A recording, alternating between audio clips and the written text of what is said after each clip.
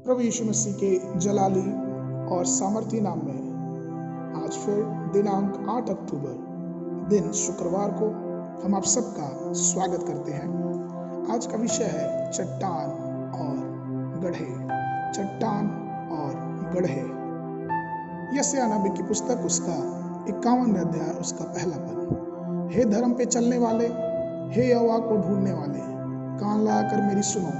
जिस चट्टान में से तुम खोदे गए और जिस गड्ढे में से तुम निकाले गए उस पर ध्यान दो।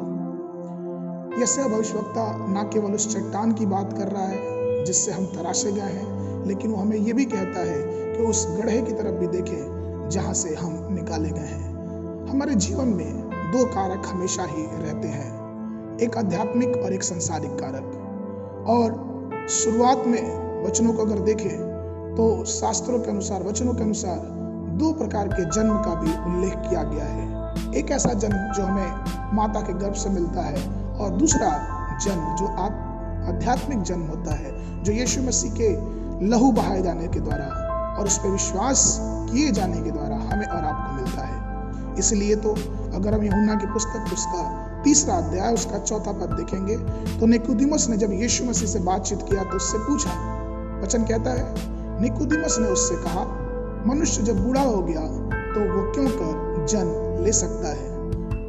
और इसलिए यीशु ने उसको उत्तर दिया, क्योंकि जो शरीर से जन्मा है वो शरीर का है, परंतु जो आत्मा से जन्मा है वो आत्मा का है।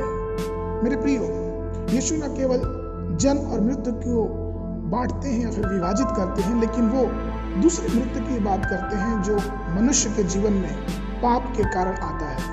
दूसरी मृत्यु ऐसी है जो मनुष्य के जीवन में पाप के द्वारा आती है, और वो ऐसी मृत्यु है जो हमेशा की होगी, अनंत काल की होगी, और वो मृत्यु आग और गंधक की झील के भाग से मिलेगी। इसलिए परमेश्वर का वचन यशायाह नबी की पुस्तक में इस प्रकार से कहता है, उसका 51 अध्याय उसके 2 पद में, कि अपने मूल पुरुष इब्राहिम और अपनी मूल माता सारा पे ध्यान करो। जब वो अकेले थे तभी से मैंने उन्हें बुलाया और उन्हें आशीष दी और उन्हें बढ़ा दिया। मेरे प्रियो, अगर परमेश्वर हमें आशीष देने वाला परमेश्वर है, अगर वो हमारा चट्टान है, अगर वो हमें गड्ढे से निकालने वाला परमेश्वर है, तो हमेशा ध्यान रखें कि वही परमेश्वर है जिसने अब्राहम को हर प्रकार की आशीष दी, जिसने अब्राहम को हर प्रकार की बरकतों से भर दिया।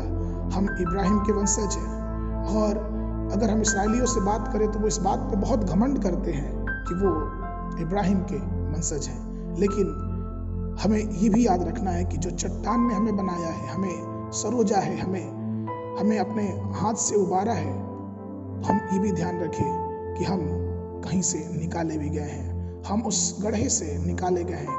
कई बार हम सिर्फ चट्टान को देखते हैं और हम ये भूल जाते हैं कि हम कैसे और किस प्रकार से गड्ढे से निकाले गए हैं। इसलिए तो व्यवस्था विवरण की पुस्तक उसका 32 अध्याय उसका 10वां पद इस प्रकार से कहता है, जिस चट्टान से तू उत्पन्न हुआ उसको तू भूल गया है, और ईश्वर जिससे तेरी उत्पत्ति हुई उसको भी तू भूल गया है। मेरे प्रियो, जिस चट्टान ने हमें जन्म दिया है, जिस चट्टान ने हमें आध्यात्मिक जीवन दिया है, जिस चट्टान ने हमें अपने लहू से धोया, हमें शुद्ध किया है, और उसने हमें एक नई सृष्टि बनाया है और हमें उद्धार देके अपना बेटा और बेटी बनाया है, हमें उस चट्टान को भूलने की जरूरत नहीं है। हमें ये याद रखना है कि हम कहाँ थे और परमेश्वर ने हमें कहाँ से कहाँ लाके खड़ा कर दिया। आज हम अब्राहम के आशीषों के साथ साथ उसकी दी हुई प्रतिज्ञाओं की भी विरासत से मिला हुआ है। हम उस गड्ढे को जिसमें से हम निकाले गए हैं हम भूले नहीं, लेकिन हमेशा याद रखें कि हमारा परमेश्वर जो हमारी नींव है, जो हमारी चट्टान है, वो हमारी हमेशा रखवाली करता है, और यहाँ तक कि वही हमारे आशीष का स्रोत है।